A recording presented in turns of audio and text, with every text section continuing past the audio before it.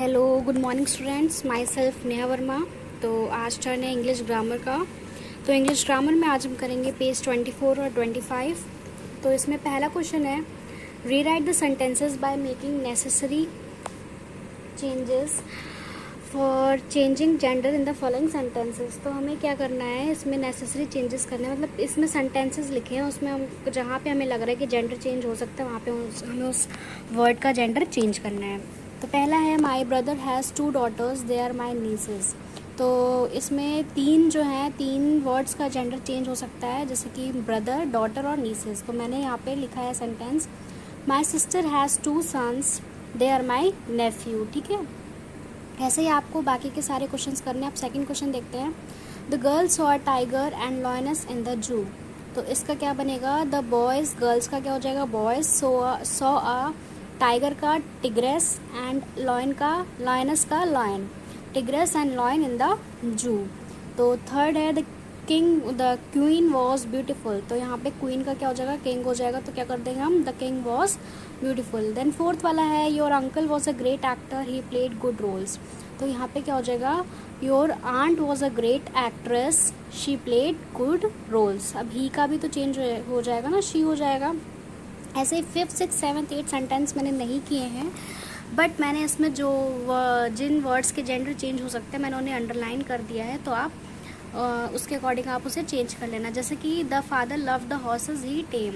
तो फादर का चेंज हो जाएगा मदर, हॉर्स का चेंज हो जाएगा मेयर। ओके, ऐसे 6 में ब्राइड और गॉड का चेंज हो जाएगा, ब्राइड का ब्राइड ग्रूम और गॉड का गॉडेस हो जाएगा। ऐसे यहाँ पे फॉक्स और गैंडर, फॉक्स का कुछ लोगों को नहीं पता होता है, इसलिए मैंने ऊपर से लिख दिया है। फॉक्स का होता है वाइक्सन, फॉक्स का वाइसन, और गैंडर का तो आपको पता ही है, गूज या गीज। ओके, देन पीकॉक, पीकॉक का सबको पता है पीहन। तो आप लोग कर लोगे ना ये सेंटेंस। अगर कुछ भी प्रॉब्लम होती है तो आप दोबारा मुझसे पूछ सकते हो, अदरवाइज बहुत ईजी आप लोग कर लोगे। नेक्स्ट है बी वाला, rewrite the paragraph by changing the gender of the nouns and pronoun appropriately. तो मैंने यहाँ पे बी अंडरलाइन कर दिए हैं वर्ड्स, जैसे किंग है, प्रिंस है, नीस है।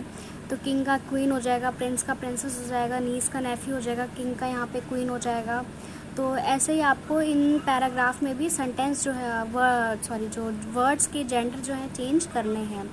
जैसे शी का ही हो जाएगा ना, वुमेन का मैन हो जाएगा, किंग का क्वीन हो जाएगा, शेफर्डस का शेफर्ड हो जाएगा, बुल का काव हो जाएगा, ड्रेक्स का डक हो जाएगा, टिग्रेस का टाइगर हो जाएगा, फॉक्स का क्या हो जाएगा, वाइक्सन हो जाएगा, प्रिंस का क्या हो जाएगा, प्रिंसेस। तो ऐसे ही आपको इन वर्ड्स के जेंडर चेंज करके आपको ये पैराग्राफ जो है रीराइट करना है। ये जो कॉलम्स दिए गए इन्हीं पे आपको दोबारा वो लिखना है। तो इंग्लिश में बस इतना ही, बाकी हम अपना नेक्स्ट सब्जेक्ट देखते हैं।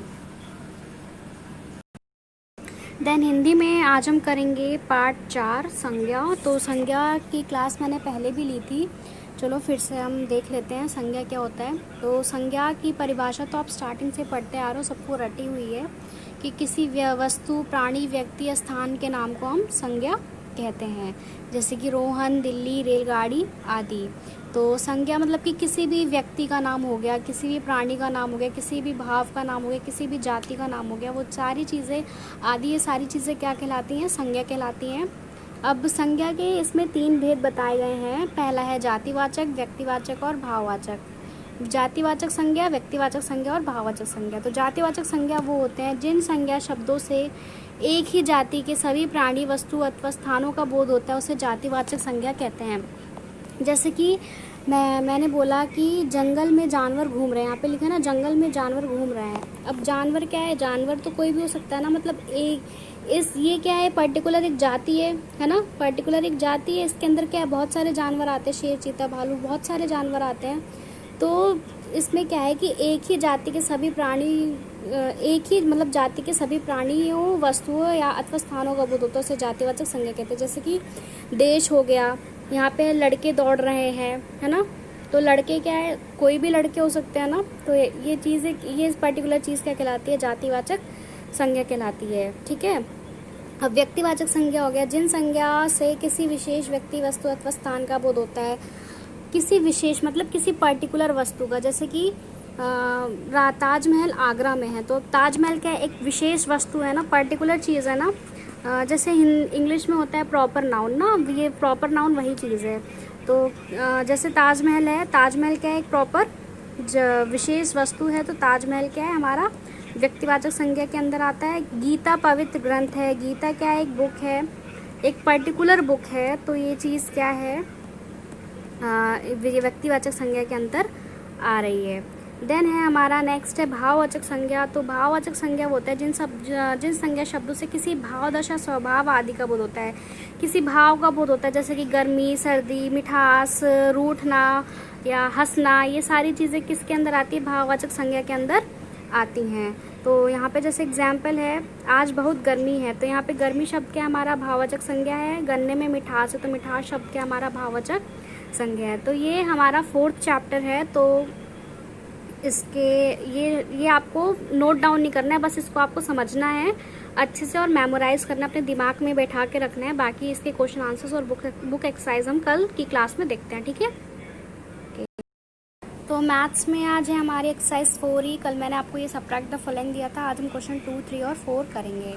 तो पहला क्वेश्चन है find the differences when minus is 37486 37,486 and subtrahend is 21,032, मतलब 21,032। तो यहाँ पे देखो पहले माइनैंड और सप्रीहैंड क्या होता है, सब्ट्राहैंड क्या होता है। तो जो ऊपर वाली संख्या होती है, ये जो ऊपर वाली डिजिट होती है, जिससे हमारी पर्टिकुलर नीचे वाली डिजिट जो माइनस होती है, ये जो ऊपर वाली डिजिट है ये क्या कहलाती है, माइनैंड कहलाती है। क्या कहलाती है, माइनैंड। और जो जिससे हम और जो हम डिजिट सब्ट्रैक्ट कर रहे होते हैं, मतलब जिससे डिजिट सब्ट्रैक्ट होती है वो क्या कहलाती है, माइनैंड कहलाती है। और जिससे जो हम सब्ट्रैक्ट कर रहे होते हैं वो चीज़ क्या कहलाती है, सब्ट्राहैंड।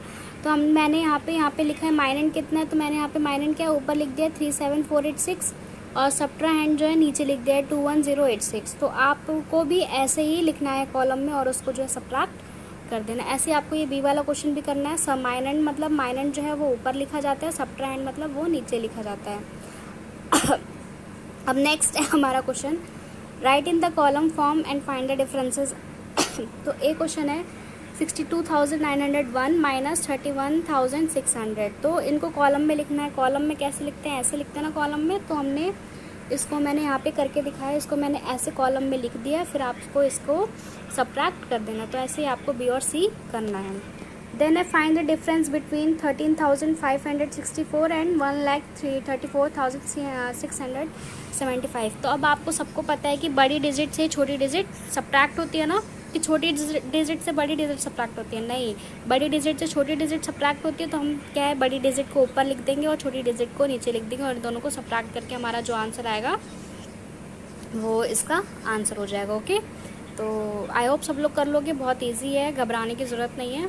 बस थोड़ा क्वेश्चंस को थोड़ा सा टिपिकल वे में दे रखा है, अदरवाइज क्वेश्चन सारे बहुत इजी हैं।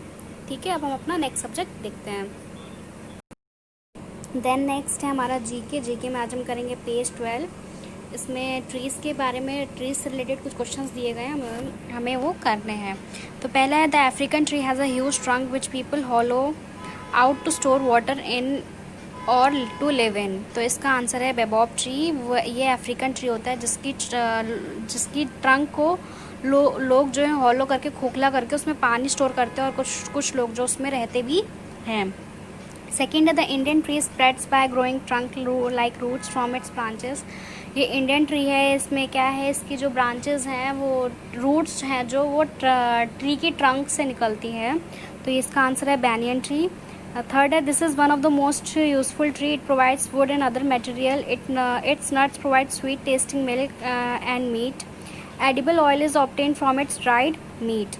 तो इसका आंसर है कोकोनट ट्री से क्या है, स्वीट टेस्टिंग मिल्क मतलब उसका पानी निकलता है, मीट मतलब जो आप खाते हो ना नारियल गीला वाला या वो या सूखा वो चीज़ मिलती है। और इसी से हम जो ड्राइड मीट होता है उससे क्या है, एडिबल ऑयल मतलब खाने लायक जो ऑयल है वो भी निकलता है। देन फोर्थ है this is a forest tree, it's would is highly value for ship building and for making furniture. ये फॉरेस्ट ट्री है, इसकी जो वुड है वो शिप बिल्डिंग में और फर्नीचर बनाने में यूज़ होती है। तो इसका आंसर है टीक ट्री जो है उसकी जो वुड है वो शिप बनाने में या फर्नीचर बनाने में हेल्पफुल है। Fifth, a popular drink comes from the bean of a small tree. They provide green berries which turn red when they are ripe. तो इसका आंसर है coffee. Then the sweet fleshy yellow fruits of this tree are eaten or are used in making dessert, preserves and some other foods. इसका answer है mango. Then seventh, a valuable wood is obtained from this tree. It has a fragrant odor. The oil obtained from this wood is used to make incense, perfume, soaps and candles. तो इसका नाम है sandalwood. Okay, चंदन का पेड़ जिसे कहते हैं.